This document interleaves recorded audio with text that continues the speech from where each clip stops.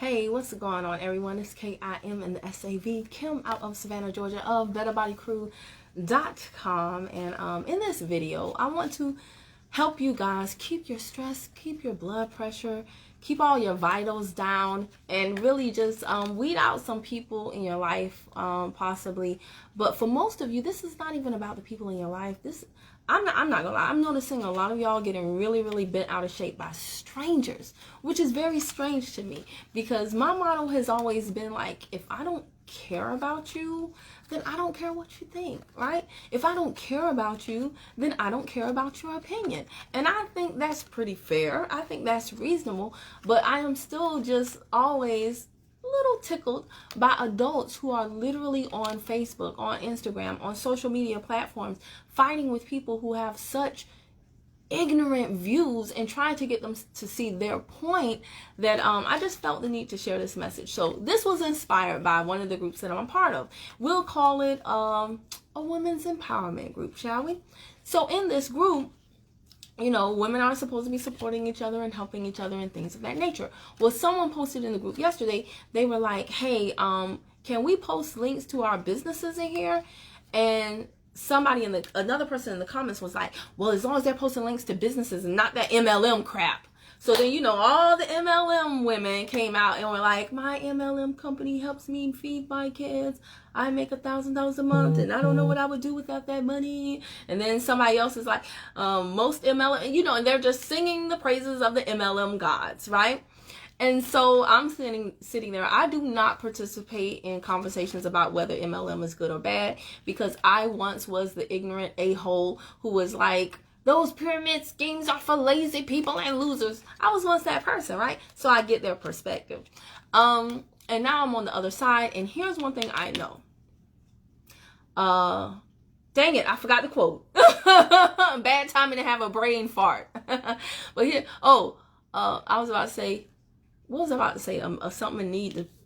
I'm hearing a commercial play in my head. Oh, here's the quote. A man convinced against his will is of the same opinion still. A man or woman convinced against his will is of the same opinion still.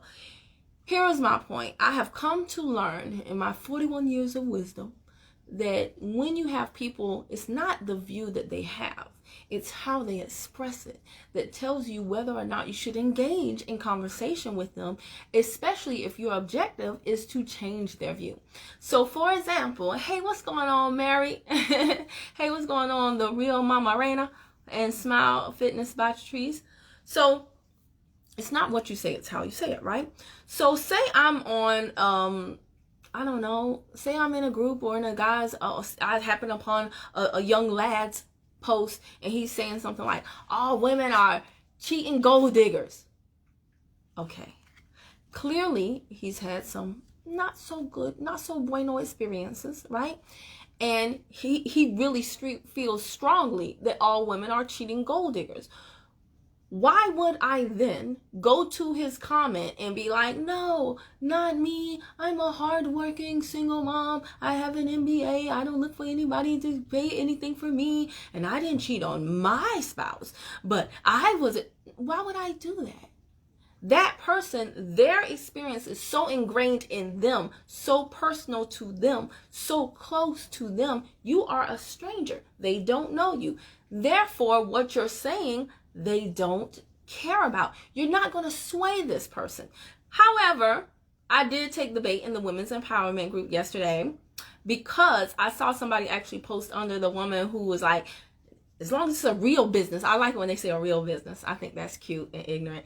As long as it's a real business and not this MLM crap.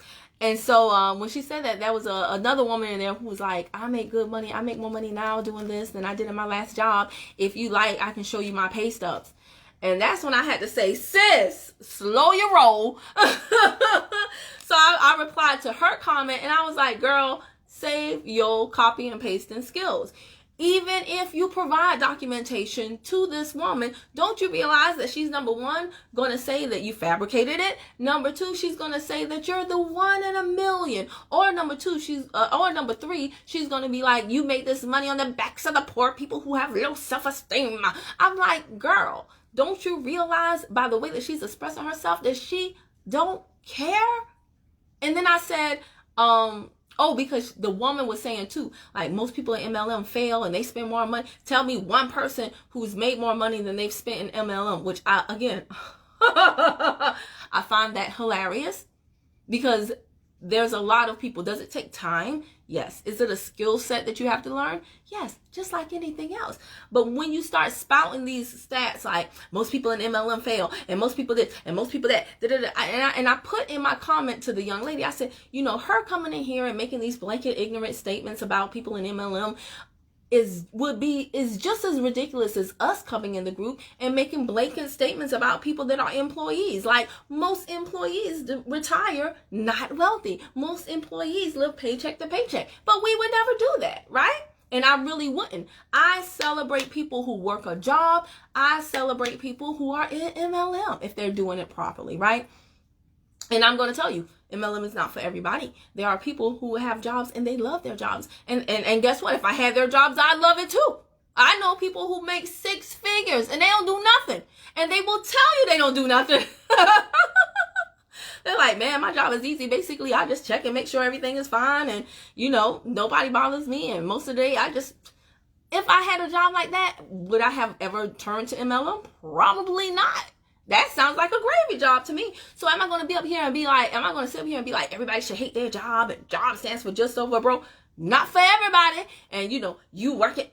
Am I going to insult people? No.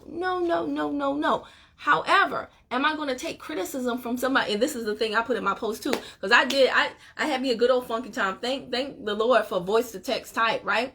So I typed in there, I got to go because my meeting is coming up, but I typed in there, I said, this person clearly has failed. Why are you even talking to someone who is acting as an expert in something that they admittedly failed in?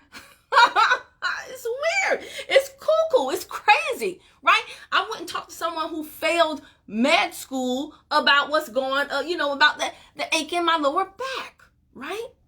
I wouldn't consult someone who failed the bar about court advice. It's crazy. But people do this every single day. And if you're one of those people, I strongly encourage you to stop. Anyway, I wrote such a long thing. And I, me, my sarcastic self, I got some good zingers. I went back because some people actually inboxed me and were like, who are you? Based on how I commented, because I'm clearly no dummy. I know how to articulate myself. And if you come for my profession, I know how to get you if I want to. I just usually don't pay you no mind. I let you go along in your ignorance, and do your thing. But, I went to the group today and the young lady who originally made the post, she deleted her comment, which deleted all of the subsequent comments, including my genius one. And I was like, punk. But, anywho, I just wanted to tell y'all that stop talking to people who don't care about the words that are coming out of your mouth. Know who to talk to. And especially if it's somebody that you don't know, you don't care about, you shouldn't care about their opinion. Okay? But more importantly than that, just understand that if a person doesn't care about what you're saying, if they've made up their mind about something, or if they absolutely cannot relate, they don't have a point of reference, then don't talk to them. I don't talk to white people about the black experience. I don't talk to men who are dogs about monogamy, right? I don't have deep conversations with superficial women, right? It just makes sense. It keeps my life stress-free. I don't talk to people about my health products if they're eating flaming hot Cheetos, right? With a neon drink. Right? They clearly don't care about their health. So why would I be like, you need to detox? I only talk to people who want to talk to me and who are open to hearing my point of view. And I only get insulted by people who I care about, which that circle is very, very small. There's a very small circle of people who I truly care about. So other than that, you can say whatever you want about whoever you want. The Democrats, the Republicans, black, white, young, old, all women are hoes. Okay, sir. I just take a mental note of that, and trust me, you better not ever come to me for anything that you need, because I know how you think. I don't like it. It's in my mental Rolodex. But I'm not going to sit up here on Facebook and argue with you about women of substance. No, I ain't got that type of time. And trust me, you do not either. So save yourself the trouble. Stop arguing with ignorant people. Life will teach them the hard way. I promise you that. Just like it taught me the hard way. I'm not exempt. Okay? So, and I'm going to end with this too. It's so funny too, because my mom actually told me this the other day too about my son. She was like, Kim, if it's one thing I've learned in my 60-something years, is that men don't like a lot of talking. Because Son was doing something, I was talking to him, and I was like, son, I'm up here, I'm working hard for us to rebuild our life, and the least you could do is pick up your toys. And I was giving him like this whole diatribe about, you know, his role and da-da-da-da. And she said, do you realize, she said, everything you said was really good, Kim, but don't you realize Son don't care? She was like, he don't care. She said he's looking at you with them big brown eyes going, yes ma'am, yes ma'am, yes ma'am. But in his head, he's like, I wish you would shut up so I could go back and play with my Nintendo Switch. She was like, he don't care, baby. He don't care. And she's right. She was like, less is more with boys and men. Less is more, Kimmy. Okay? Just say, Kasan, pick up the toys. Okay? And then he'll say yes. He'll go back to playing with the toys. Will you have to tell him again to pick up the toys? Yes. But he doesn't care about your adult responsibilities and duties and all that you're doing for him. He just wants to get back to his game. So save yourself the trouble, Kimmy. Tania is laughing. Tania, you know we got to get on train. I just looked at the time. What is it? Yeah, it's 8:04. Oh my gosh, they're gonna kill me. But yeah, we jumping on training now. Anyway, yeah, stop talking to people who don't care, and stop caring about people that don't care about you. All right, y'all. See you later. Send you that $50. Go make your own $50. I gotta wait for you to make $50. How about that? You know where that $50 came from? The law of sowing and reaping, the law of reciprocity. Do you know how many times I've sown a seed into someone? So when that came back to me, that's why I call it boomerang bucks. See, when you living in abundance, baby, when you understand these universal laws and principles. When you understand these universal laws and principles, baby, you know that I can never be without, because every single time I share and I care with someone else and I give, the boomerang bucks come right on back. I will receive. All right, that's a whole word. All right, now bye. Let's get on training, y'all.